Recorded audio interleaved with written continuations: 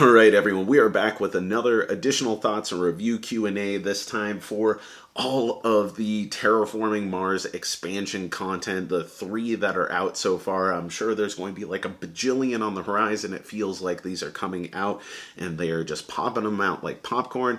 There is a lot of terraforming stuff out there, or terraforming Mars stuff, and I guess Venus. I don't know. Let me know when there's terraforming Pluto. That's what I want to see on the horizon, or maybe like some Mass Effect tie-in. I don't know. Whatever.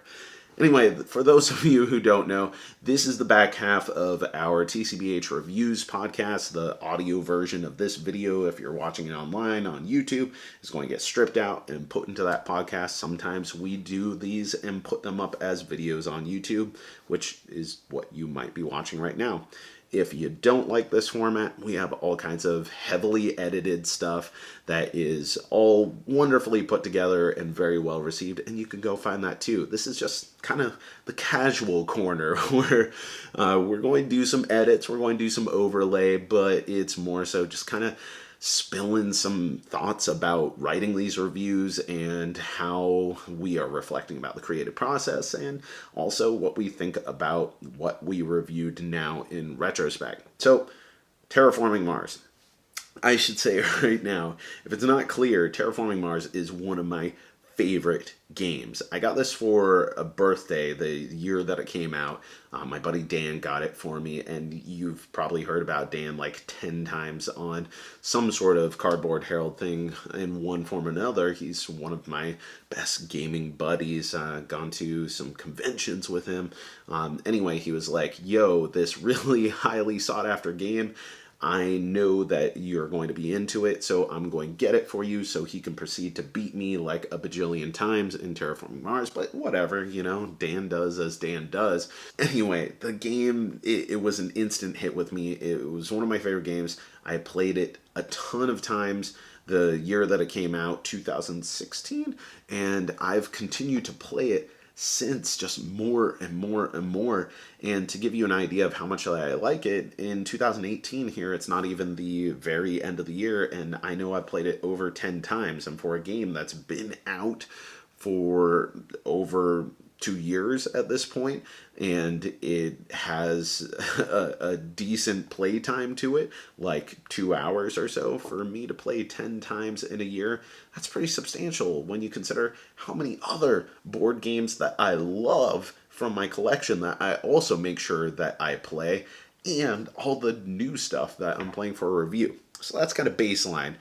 I love Terraforming Mars. It is top 5, if not the very top of my favorite games. Getting to the expansions, the number one question that I got on all 3 of these at this point in subsequent discussions has been, which is the best expansion yet? And hands down, Prelude is easily the expansion that, if you like Terraforming Mars at all, go get it. Just don't even think about it. Like, if you can afford the scratch in order to get Prelude, it's absolutely a no-brainer. It makes the best parts of Terraforming Mars even better, and it gives you kind of asymmetric start points beyond just what the corporations are.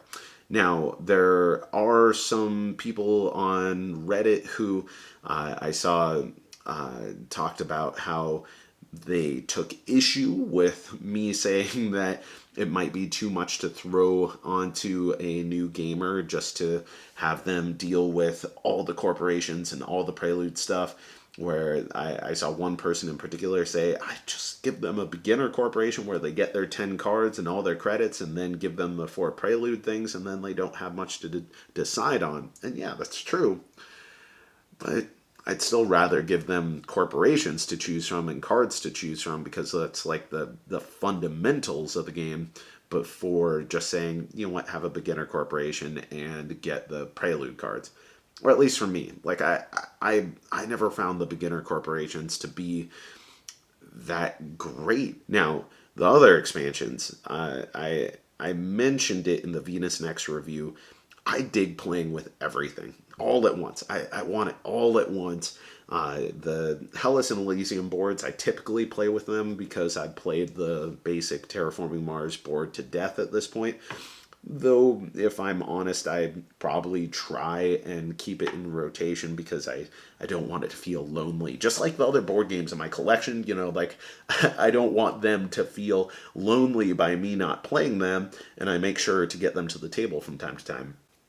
But I think that Hellas and Elysium is definitely the lowest impact expansion, and at this point, for my own gaming taste, it'd probably be the one that I would recommend the least, just because it really doesn't change much for the game other than the aesthetics that I love and having a little bit of variety. But Venus Next is the real controversial one, and it's been controversial, and I saw that in a lot of the responses and questions that I got, is how much does it really make the game feel like it's diluted.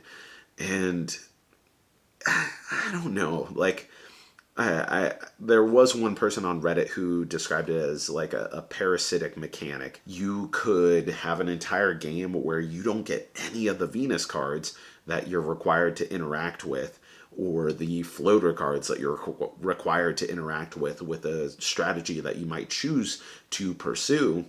And that may be a bummer for you if you are depending on those for that strategy.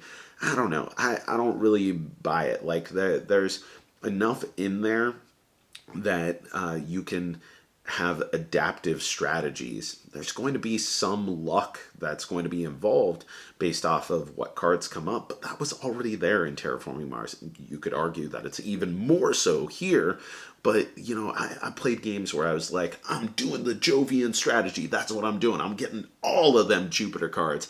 And you know what? They never came up, or they came up for other people.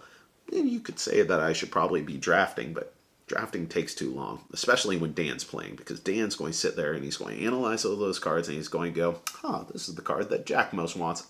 Nope. But what Venus provides is better than the costs. The benefits are better than the costs. Yeah, simplest way to put it. I like the look. I like having more. I like having more variety. At a certain point, more variety might get too unwieldy, but that, again, doesn't really bother me that much. That brings me to the next thing that I should mention. If you are at all interested in the broken token insert, which I highly recommend, I really like the broken token insert. The stuff all fits in the same box, except for Hellas and Elysium. That thing will make it so there's just a tiny gap that is just enough for everything to just go haywire and crazy in there. If you're going to have the broken token insert, which I think is a very, very nice addition to the game to see more play because it's so much easier to set up and manage, then I just keep Hellas and Elysium just right next to your game on the shelf, which is what I do, and it works out well. Everything else packs in the box. As far as the next billion expansions that come down the road, who knows? Now, the only other thing that I wanted to mention here as kind of like a creative standpoint, a reflection on the Cardboard Herald, if you will, it's interesting because you see the evolution of some of my writing and where I want to spend more depth on, but it's also interesting to see the similarities in each of my expansion reviews. I mentioned this kind of dystopian future where corporations are just hoarding all the resources of a planet and exploiting them for their economic dominion.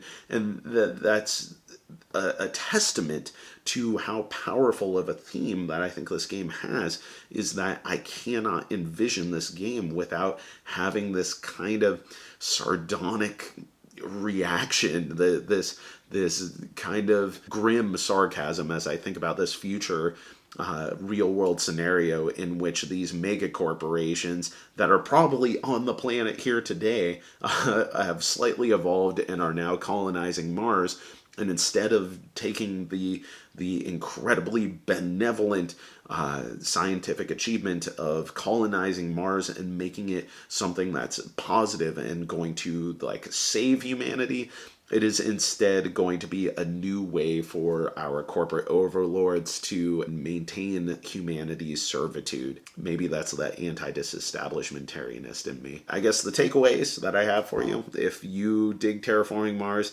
I'm telling you, Prelude, it's the way to go. Maybe it's actually Prelude. I'm not sure. Someone out there can correct me. If you're going to go beyond that, if you want consistency, Hellas and Elysium. If you're wanting more to explore and react to and have adaptive strategies that aren't necessarily going to be the most precise strategy at the beginning, then I think that Venus Next is the way to go. But for me, I have and like them all, and will continue to enjoy playing them. So that's it. Thank you so much for listening and watching the Cardboard Herald. I've been Jack, and I'll talk to you next time.